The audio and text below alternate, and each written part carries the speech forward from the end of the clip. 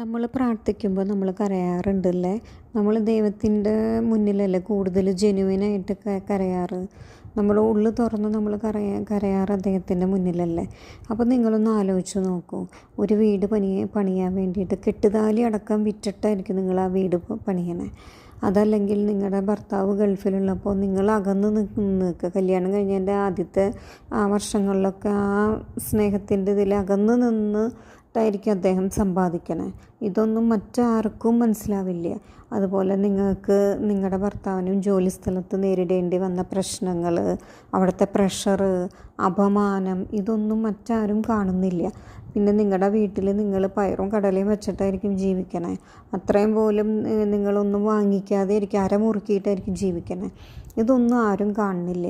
നിങ്ങൾ കരഞ്ഞ് അടച്ചിട്ട റൂമിൽ പ്രാർത്ഥിക്കണത് ആരും അറിയണില്ല. പിന്നെ എന്തിനാണ് നമ്മുടെ വിജയങ്ങൾ നമ്മൾ പുറം ലോകത്തെ കാണിക്കണം?